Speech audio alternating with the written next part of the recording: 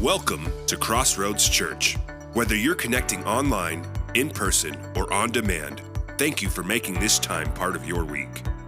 If you are new to Crossroads, you might be asking yourself, what is this place all about? Well, it's pretty simple. Peace on earth. We are an open and affirming community of people committed to following the peacemaking path of Jesus. And this peacemaking path leads us to focus our work on rewriting what we call the 5 unacceptable truths. These unacceptable truths are 5 realities that hinder human flourishing and destroy peace on earth. Together, we work to replace spiritual emptiness with spiritual vitality, poverty with physical and financial flourishing, fear of the other with inclusion and affirmation, illiteracy with education and opportunity, and modern-day slavery with freedom. This is what we mean when we say, hope is here. Over the next hour, we will experience the divine mystery together as we sing a few songs, listen for wisdom, and share in communion so that we might leave here inspired and equipped to follow the peacemaking path of Jesus in our everyday, normal lives. Blessed are the peacemakers, for they will be called children of God. Well, hey, good morning. Welcome to Crossroads. We are very glad that you are joining us, whether it's here in the building or online. So we introduced this song a couple of weeks ago, and I think it's going to become a favorite. So if you are willing and able, would you please stand and sing with us?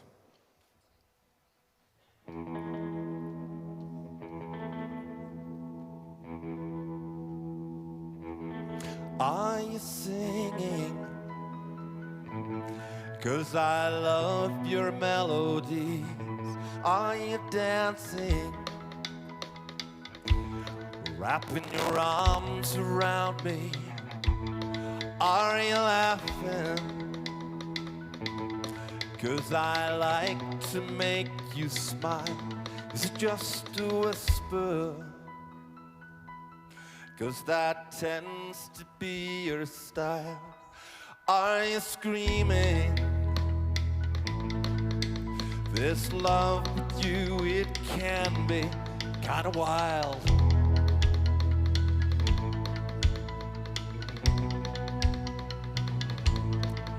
So come and change my focus. I don't notice where you're going. Here it comes and change my focus. Help us know what you've been doing over us.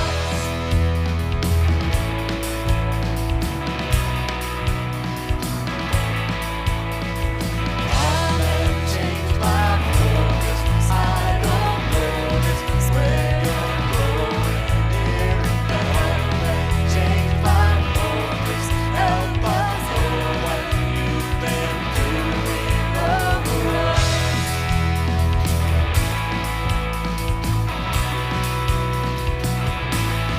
Are you moving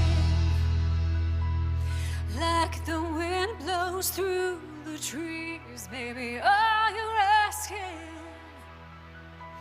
It's just to slow it down and breathe. Yeah, I've been chasing something I can't see when I keep waiting. All this time you've been here right beside me. So come and change my focus. I don't notice where you're going. Here it come and change my focus. Help us know what you've been doing all over us. Come and change my focus. I don't notice where you're going. Here it come and change my focus. Help us know what you've been doing over us.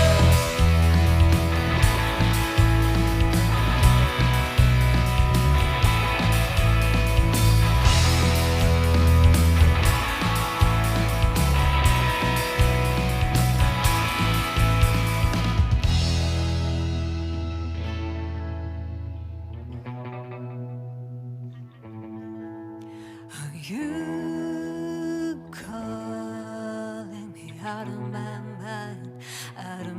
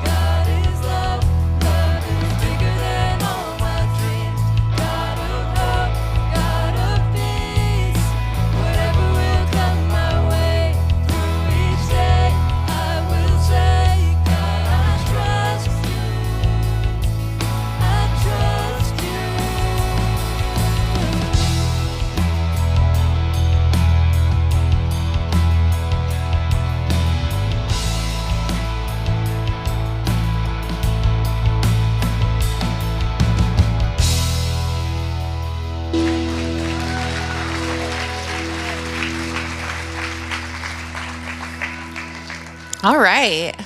Wasn't the band awesome this morning? Let's give it up one more time. Good morning, everyone. Welcome to Crossroads. You can all have a seat. My name is Jessica, and in my everyday normal life, I am a patient representative at a local hospital. Thanks for being here. I have a few things to share with you this morning. As you came in today, you should have received a program. If not, raise your hand, and a room host will bring one by. If you're new here today, welcome. You will find a few things in the program that I just want to point out.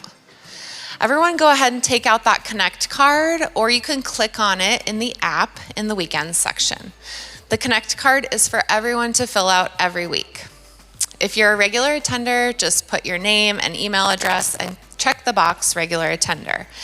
If you are new here, please check the box new here and fill out as much information as you feel comfortable sharing. If this is your first time with us this morning, we have a gift for you. It's a book called The God We Never Knew.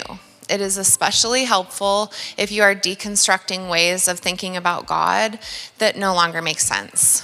So on your way out of the auditorium, you can grab a copy from one of the tables in the back, or better yet, you can come see me at the Fresh Perspective banner in the atrium following the service. I would love to meet you and discuss any questions that you might have about Crossroads.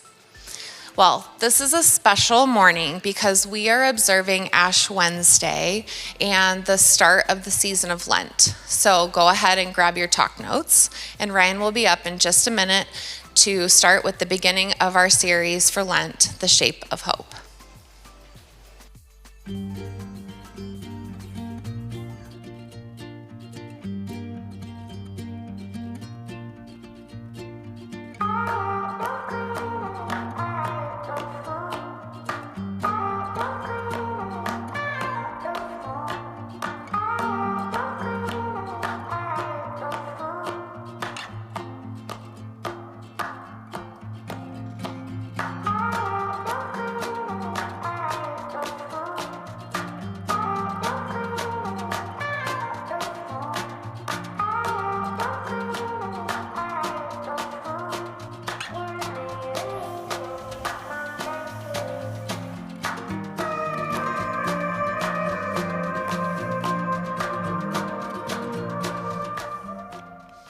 Good morning.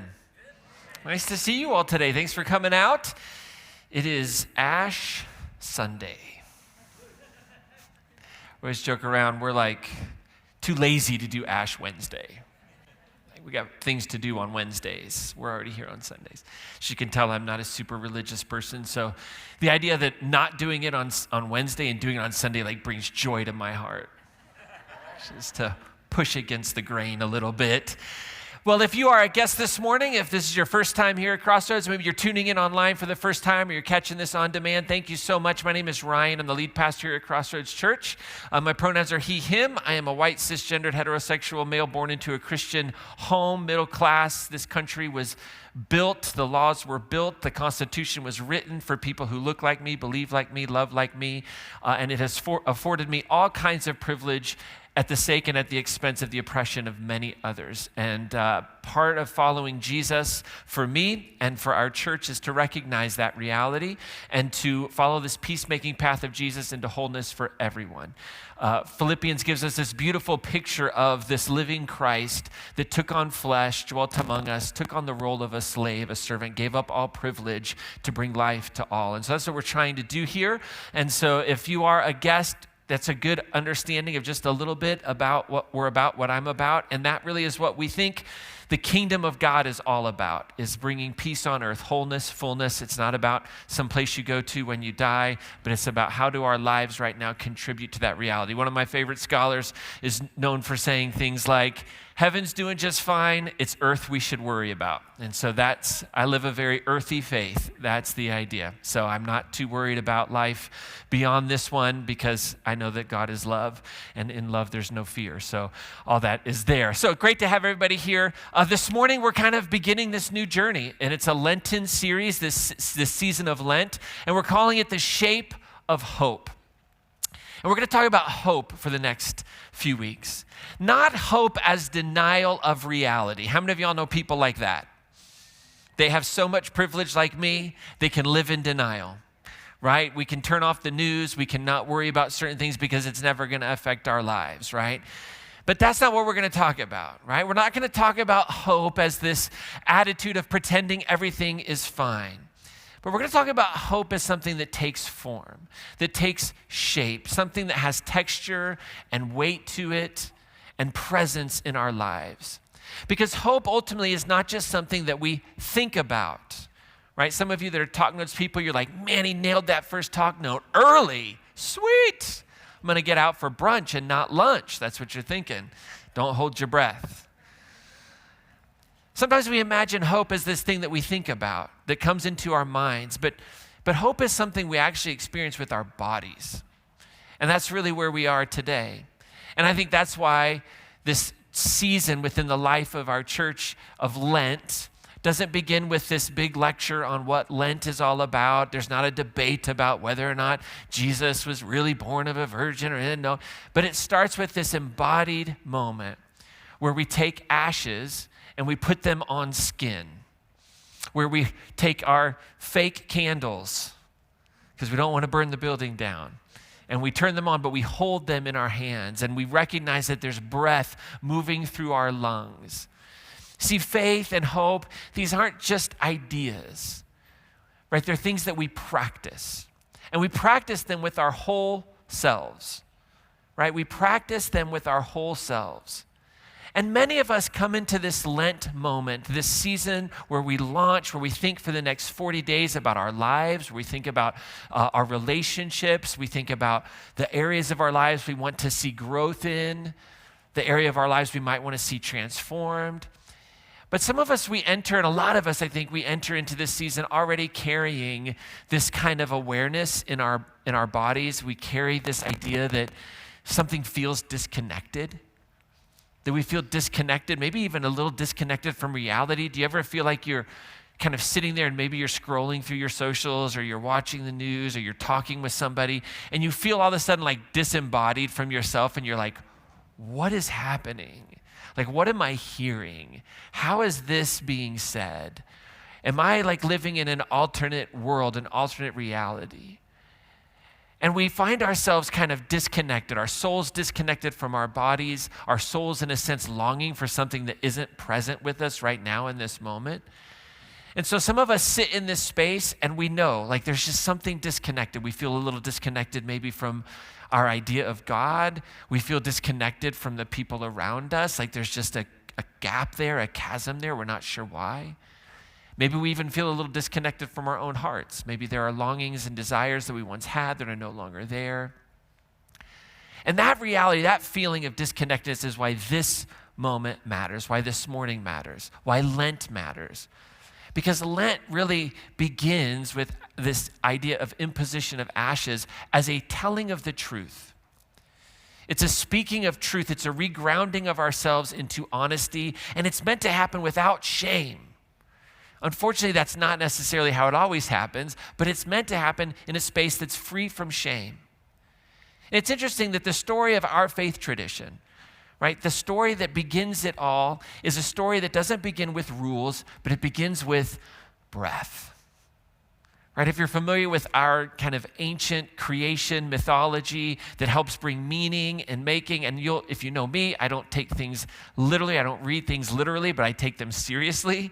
And this ancient myth that we have as a part of our tradition, one of the creation stories that we find in our scriptures, really speaks to this power of how we begin with breath, right? That we begin not with a bunch of rules that are laid out. Like our creation story isn't about rules, but it's about breath. In Genesis chapter 2, verse 7, we hear these words. Then the Lord God formed the human from the, what's the word?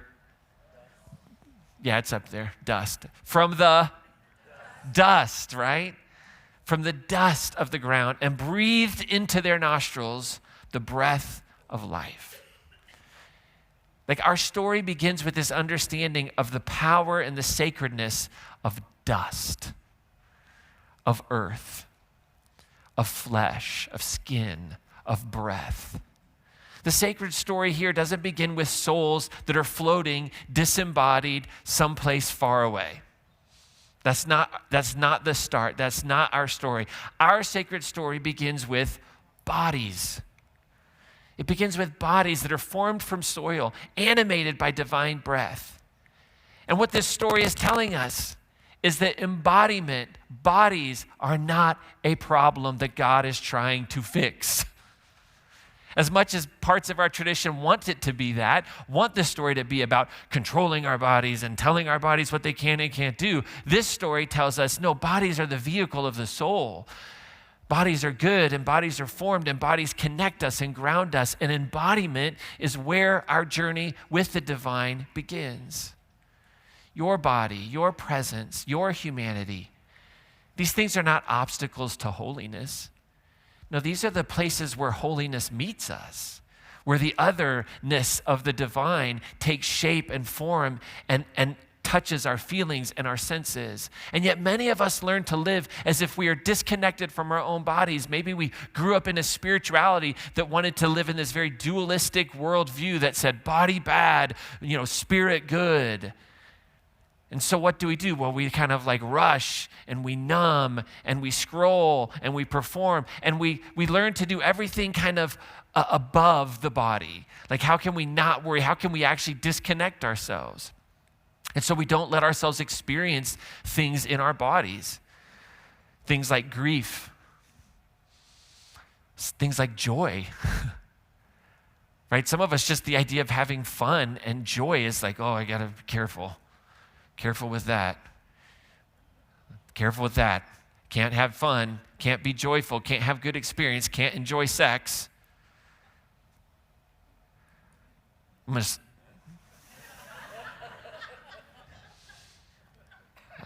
going to just let that one sit for a second. Right? I mean, I don't know. Like, if you grew up in an environment that was like, we don't talk about this stuff. Right? The body, like, we just got to control the body. We have to beat the body into submission. But our story begins with the body. Begins with the body being good. But sometimes spirituality, life, our traditions, people around us, things, they form us. And all of a sudden we find ourselves disconnected from truth. Disconnected from who we are. Scholar and theologian Barbara Brown Taylor, she writes this book kind of like reimagining and rethinking and talking about sin again. How many of y'all love the word sin? How many of you are like, Ryan, I wish you would preach more on sin, right? And sin gets a bad rap, right? Sin is often, she writes, misunderstood as this moral scorecard. How many of you, like, that's kind of when you hear the word sin, that's what you think of, like moral scorecard. What I did or didn't do that was right or wrong. And when I do something wrong, I've sinned, and it's very active. And when I do this, and I've disappointed God or I've disappointed someone else, right? And she says, listen, that's really a misunderstanding, right? When we think of sin as a list of our failures that just get tallied up, like, we're misunderstanding really the beauty and the power of the concept of sin and how it can shape us into betterment, how it can call us into something more beautiful. And she invites us in her work to think about sin differently. And she says, sin too often really is thought of as rule breaking, but at its root, it's disconnection. It's disconnection. Sin is this idea, this space of disconnection from the divine, however we might imagine or think about that. Sin is like this disconnection from one another, when we miss one another, when we're harming one another. It can be disconnection from our own bodies and our own desires. It can be the disconnection from the truth of who we are and our lives. And I wonder if this understanding, this way of thinking about sin, right, that it can help us understand why Ash Wednesday or Sunday or Lent, whatever, like why it begins with dust. Because it reminds us and it takes us back to where connection first began, right? The connection of soul and breath and body.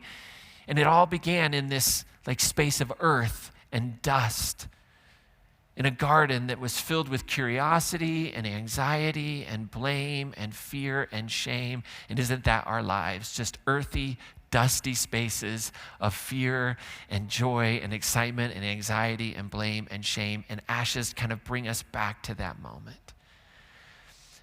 One chapter later in Genesis chapter 3, verse 9, in the moments like after the rupture enters the story, the eating of the forbidden fruit, when that takes place, in that moment, part of the story is really amazing. Like this God who is the creator in the story comes down to the garden and is walking around, and God asks the question, "Where are you? Where are you?" Because the created, the beloved ones are hiding. Notice what God doesn't do in the story. God doesn't start with accusation.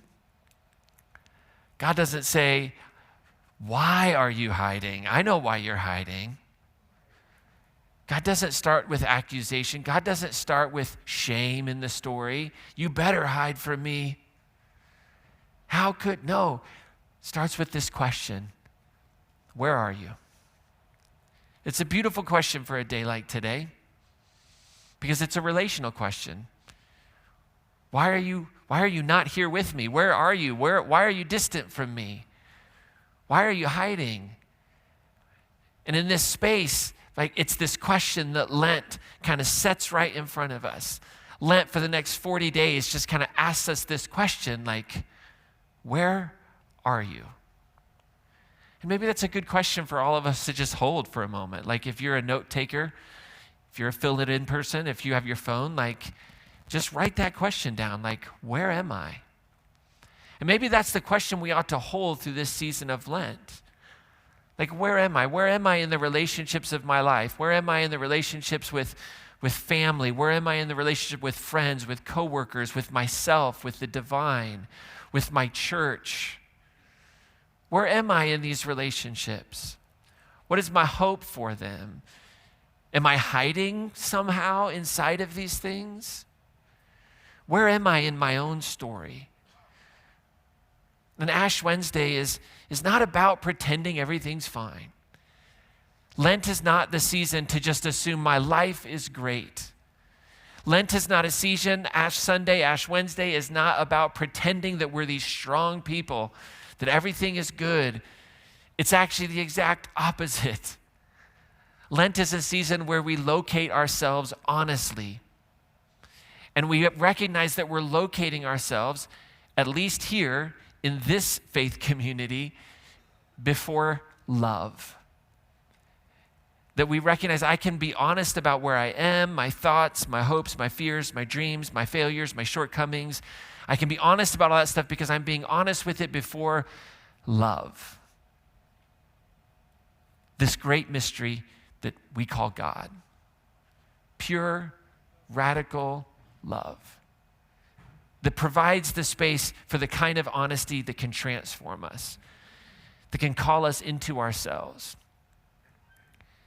And it's important that we recognize that, because sin, at its deepest level, this theological idea, sin at its deepest level is not that we've done something wrong. Tally it up.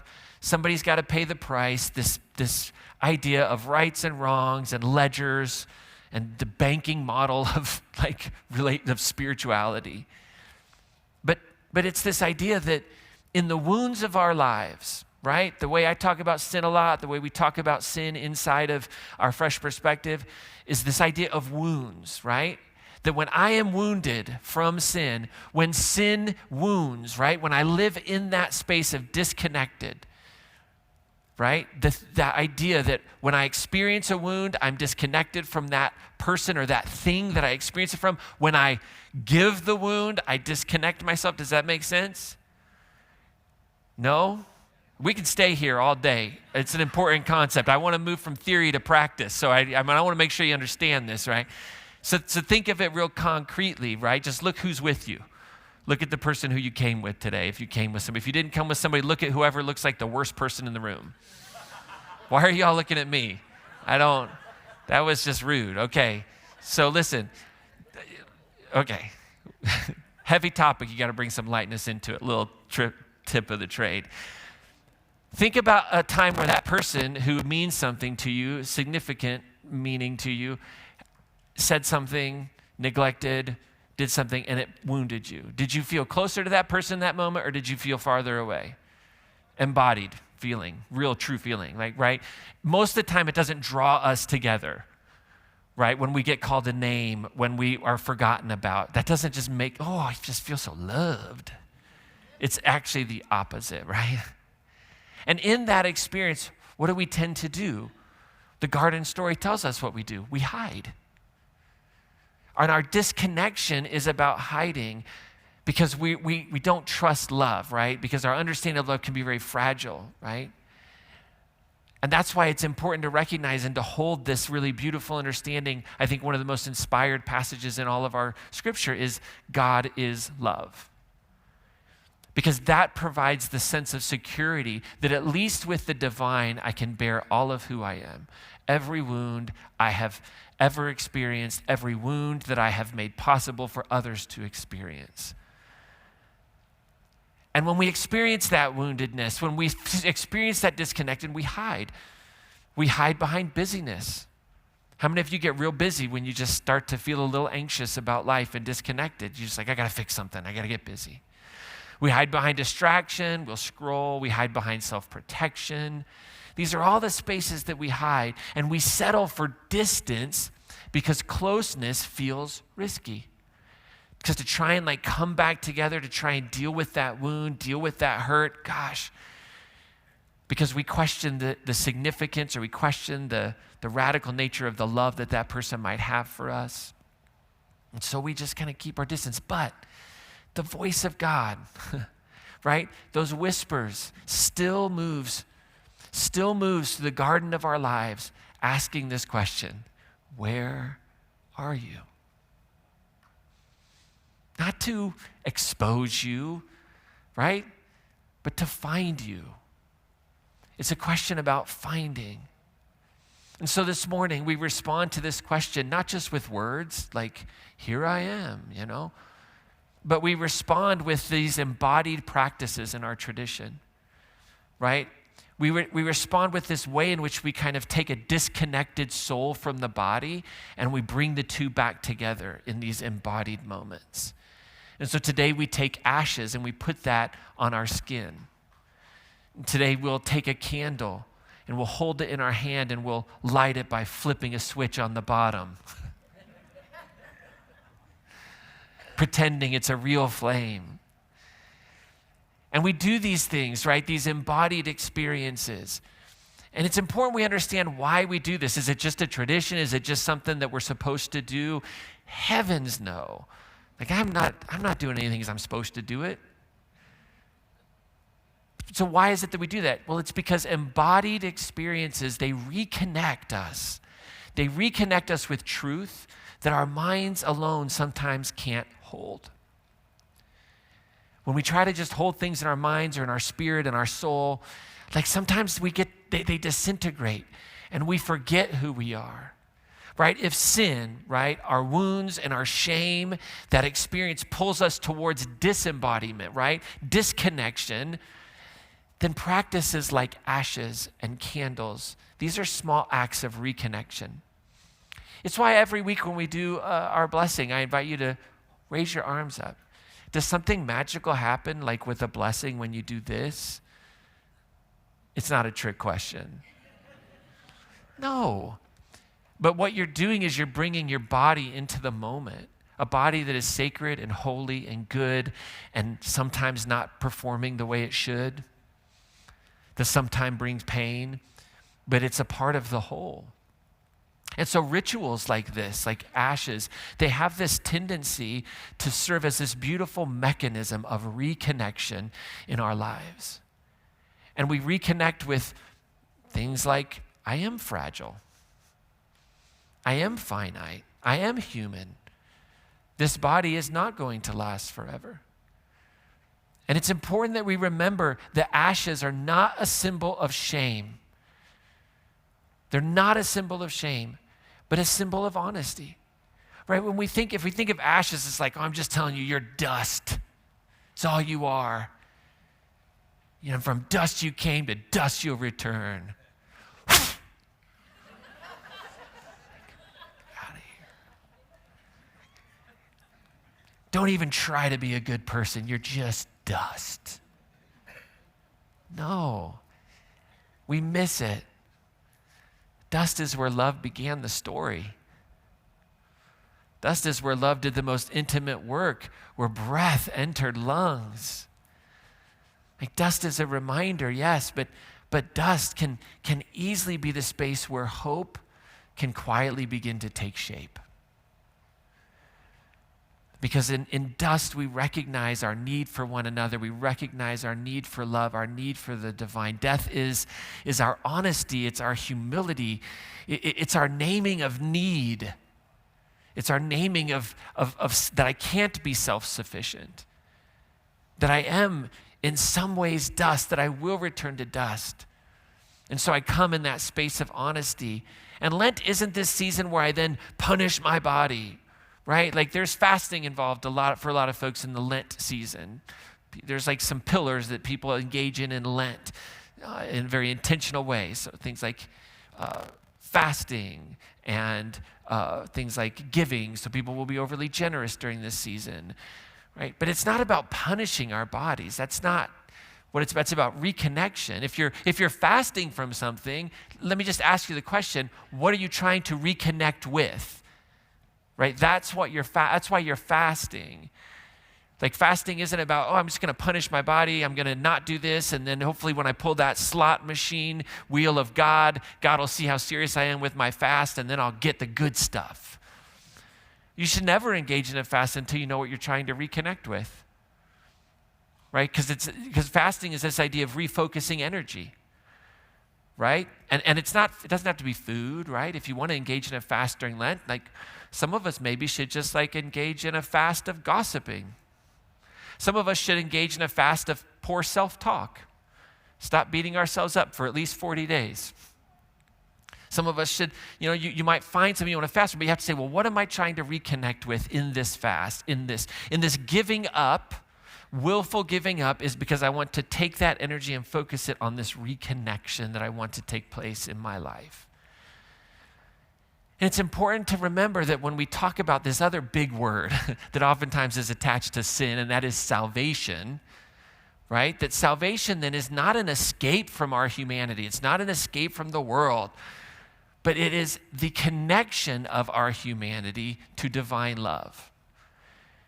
Right? That's the beauty of faith, is just this faith of a mustard seed, to just believe just a little bit that you are fearfully and wonderfully made, that you are held and loved and of infinite value, and that none of those things that I just said have anything to do with anything you have ever done and ever will do.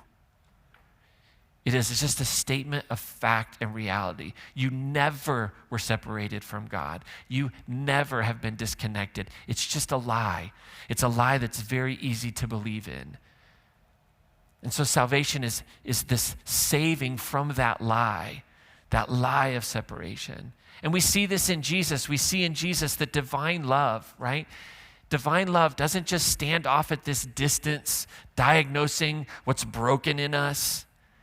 What's the beauty of the story of Jesus as it connects to Lent and goes back to Christmas? Is that the universal Christ, this living divine reality that is this great mystery, our tradition says, took on flesh, took on dust, was formed out of the dust. The story tells us that love enters it, that love meets us in the dust. But it doesn't end with the ashes, right? Because Jesus came and he spoke words and he produced actions of hope.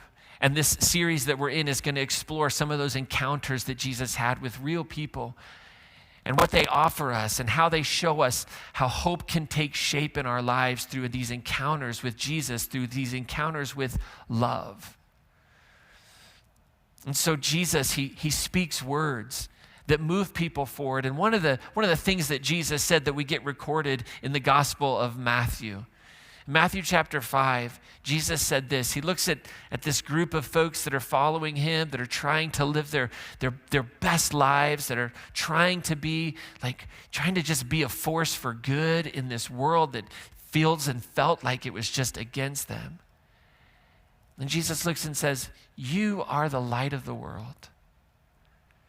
He goes on and says, no one lights a lamp and hides it. Right? Do you see that movement, right? Genesis reminds us that we're dust. This is where we come from. This is important, that you are a body. Your body is sacred. Your body is a gift. It's not perfect. Genesis reminds us of that. Answers the big existential question. The folks who wrote Genesis are answering this big existential question. Why does the body not last, right? That's part of why that story is there. But Genesis kind of reminds us this. It reminds us that love seeks us when we hide, right? And Jesus comes and says, don't hide, shine. Don't hide the light, you shine. So Jesus reminds us that we're meant to shine together. And where is it that you and I can shine? Who is it that you can shine for? And so during this Lent season, I want to bring you to that question. As dust that's been formed into a body that's not meant to hide, but as Jesus would say, is meant to shine, like, where can the love of God shine through you this Lent season? Who is it in your life that could use hope? Not an invitation to Easter service, okay? I mean, by all means, feel free to do that. But if all you think this is about is inviting someone to Easter service, like, we have failed miserably, I have failed miserably in forming you as mature spiritual beings, okay? That might be a part of the process, and that's fine. But I'm going to tell you right now, like, your kitchen table is a far more important location for hope than the communion table for a lot of people. And I just kind of have this belief that we shouldn't be inviting people to church until we've invited them into our lives. So who is that in your life? Where is there a space that you feel a hint of darkness, that your presence could bring light? And so today, not only are we going to receive ashes, but we're going to give you the opportunity to light a candle on the sides of the room as just a symbol of that one person. And you hold that person in that space. And guess what? Maybe the candle you're lighting, maybe the person who needs hope that you're holding is you. And that's okay. And maybe your prayer is that divine love would somehow send a person of light into your world these 40 days. And that's beautiful and wonderful. And remember, being light isn't about being in control, telling someone what to do, how to experience life better, stop doing this, start doing that. Please don't do that. It's just about presence. It's about presence. That's what light is, right? Light doesn't overwhelm the space. When light overwhelms the space, it's called a fire. Right? But when light is just present in the room, illuminating, you don't think about it until it's gone. And so it's just about presence. It's about holding hope in this visible form in this space. And so turning one of these candles on today is just this small embodied way of saying to someone, love is still here. Love is still here. Hope is still possible. Connection is still alive. Because here's what this whole series is about, really. Hope takes shape when love is visible.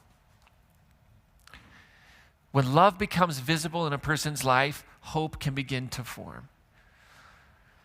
So in just a few moments, you're going to be invited, for those of you that are able to come forward to receive ashes. If you're not able to come forward, one of our folks who are imposing ashes will come and simply ask you if you would like that. You're welcome to say no, by the way. And when you come forward, when you feel ready to do this, just take some breaths. And if there's one moment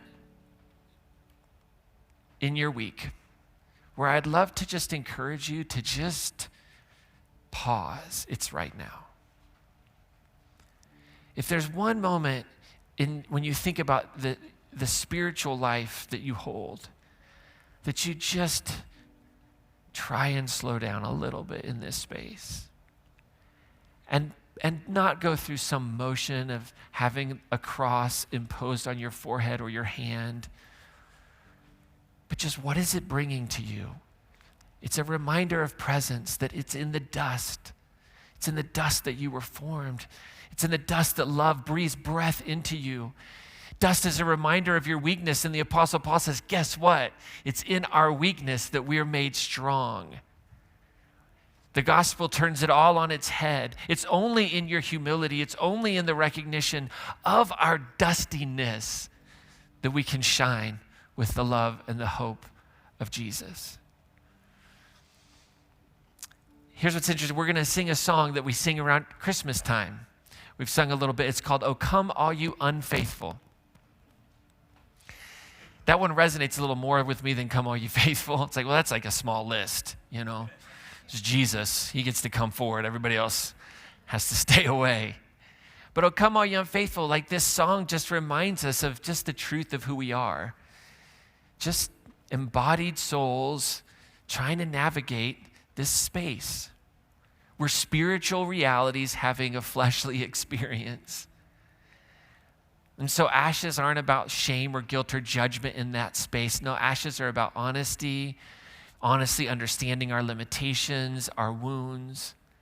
And so this reminder of the Christmas story is important because it's all intertwined. Jesus is born of dust and takes on flesh.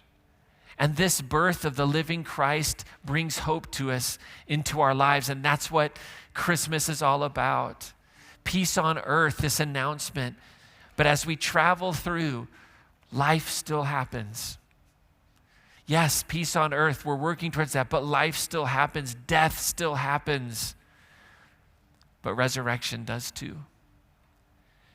And so the liturgical year and these things are important because they can help us reconnect all of that truth, all of that reality, all of that complex messiness of life.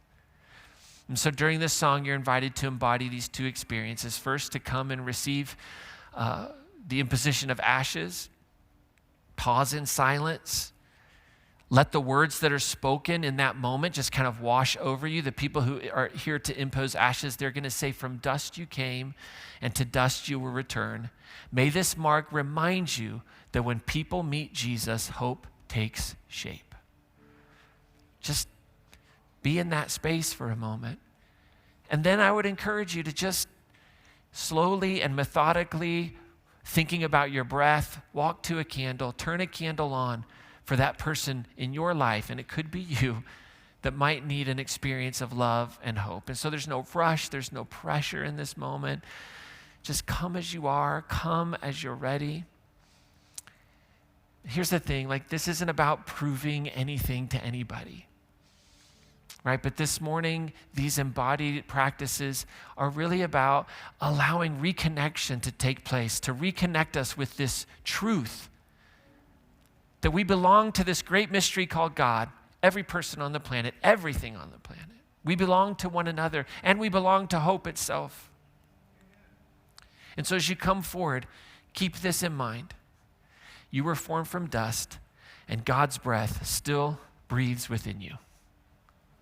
May feel like that breath is a little weaker than it was 40 or 50 years ago, but it still breathes within you. And even when you think you're hiding, even when you feel like you're hiding, God is still asking, where are you?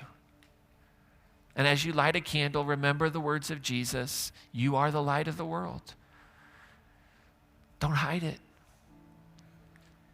And ultimately, remember this, hope takes shape, not in perfection. You don't have to show it perfectly, but in presence. Hope takes shape in our presence when we fill the space with love. So I'm going to invite you to stand if you're able to right now. We have folks that are imposing ashes all over this space. So there's 2 in the back, there's 2 up here. For those who need ASL interpretation, we have one of our interpreters alongside as well.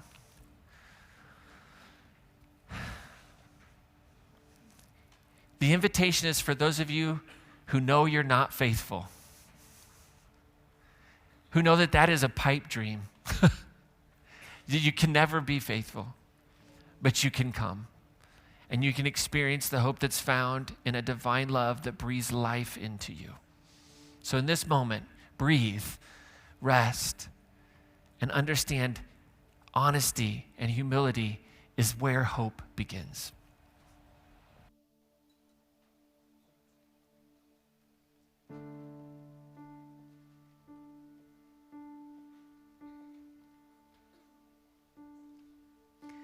Oh, come, all you unfaithful, come, weak and unstable, come, no, you are not alone. Oh, come, barren and waiting ones, weary of praying, come, see what your God has done. Christ is born, Christ is born, Christ is born for you.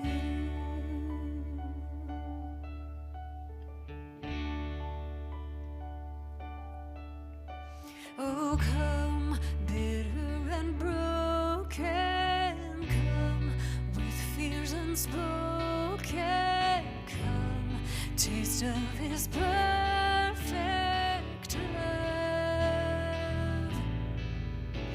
Oh, come, guilty and hiding ones, there is no need to run, see what your God has done. Christ is born, Christ is born, Christ is born for you. Here's the love that was given, hope for the hurting, his promise is peace for those who believe. Here's the love that was given, hope for the hurting, his promise is peace for those who believe. So come, though you have nothing, come, he is the offering, come, see what your God has done. Christ is born, Christ is born, Christ is born for you. Christ is born, Christ is born, Christ is born for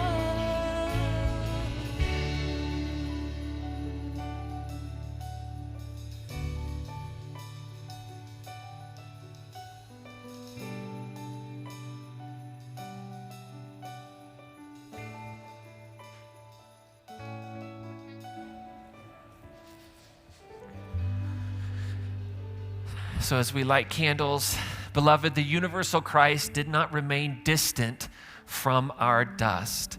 God became dust with us, entered our fragility, our limits, our longing, not to shame us, but to draw us close. In Jesus, we discover that salvation is not this escape from the world, but it's intimacy. It's not separation from others, but it's belonging. And when we meet Jesus, we learn the deepest truth of who we are, that we are God's beloved children. And so together we sing this final song. And may this be more than a song for us. May it be our prayer, our trust, our joy as we sit with the understanding that we are dust. With ashes still on our heads and on our hands and hope beginning to rise inside of our hearts, this song declares, I am yours.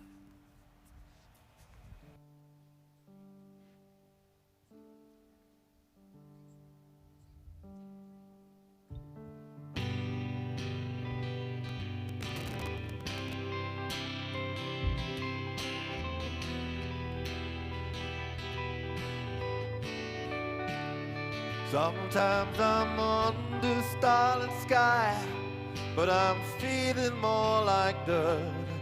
How do I forget so fast who you are and what that's worth?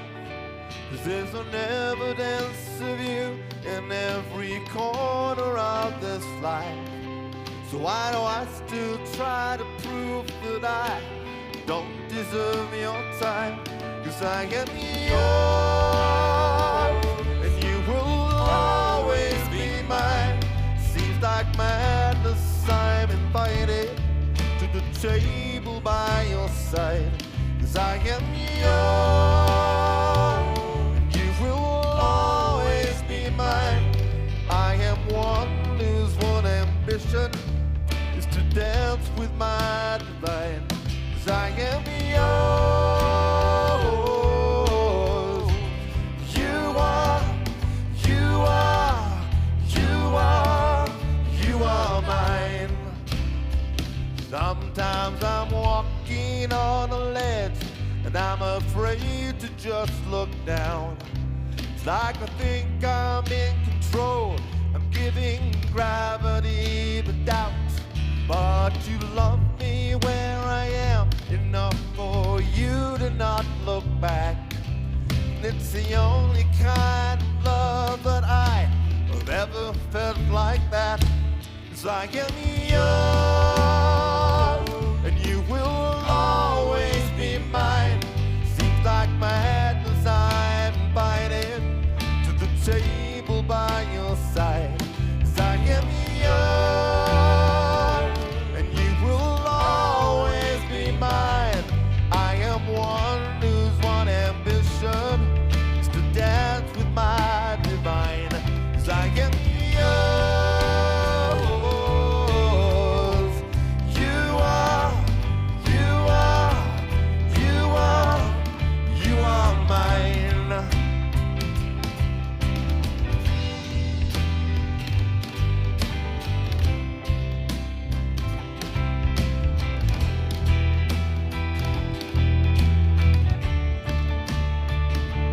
We say no, don't let the rain come, 'cause we've got our reservation. But the water that we need is bound to overtake us. If I had to write a story of the greatest love in time, I would have to sing of you, how I'm this branch and you're the vine. And the romance that we have, oh, it's easy by design. I was fortunate to find you. I'm still blown away in your mind. 'Cause I am yours, and you will always be mine. Seems like a madness, I'm invited to the table by your side. 'Cause I am yours, and you will always be mine. I am one whose one ambition is to dance with my divine. 'Cause I am yours. You are, you are, you are, you are mine.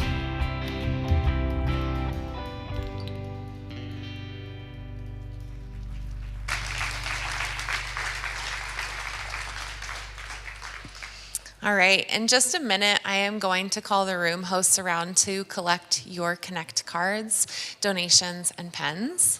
So while you're getting that ready, I want to remind you about our Lent journey.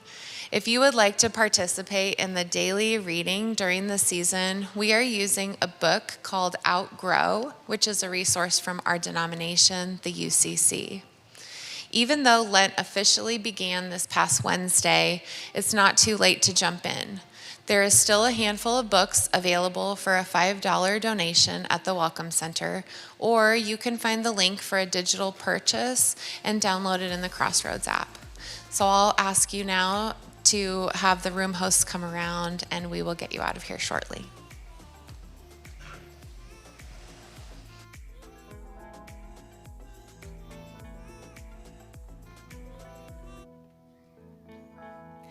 You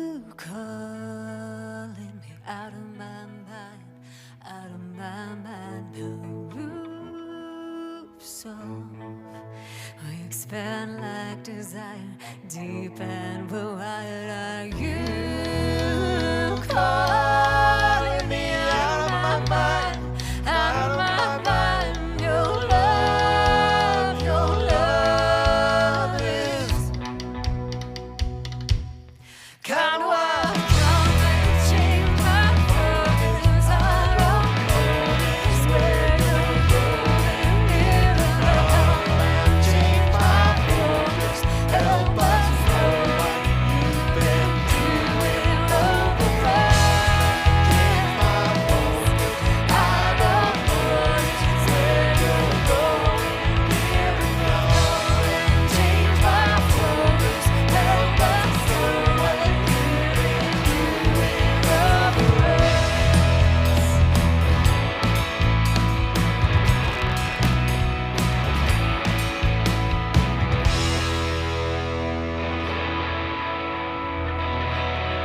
All right.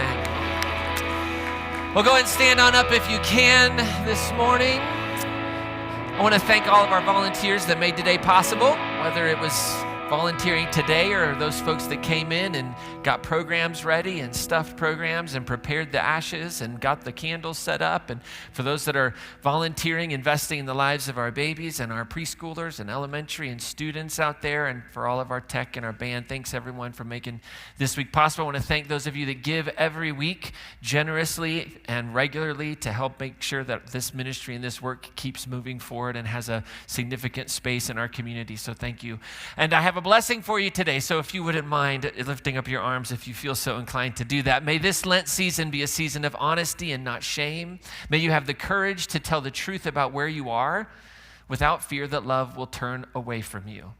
And may the ashes you carry today remind you that you are formed from sacred dust, fragile, finite, and infinitely held. And may hope take shape within you as your body and soul find their way back to one another through breath and silence, through candlelight and touch, through every small ritual that reconnects you to the truth of who you are. And as you walk these 40 days of Lent, may you notice the face of one person who needs light, one name, one story, one life that you are invited to hold gently before God. And may your presence become a quiet flame. May your kindness become a doorway of hope.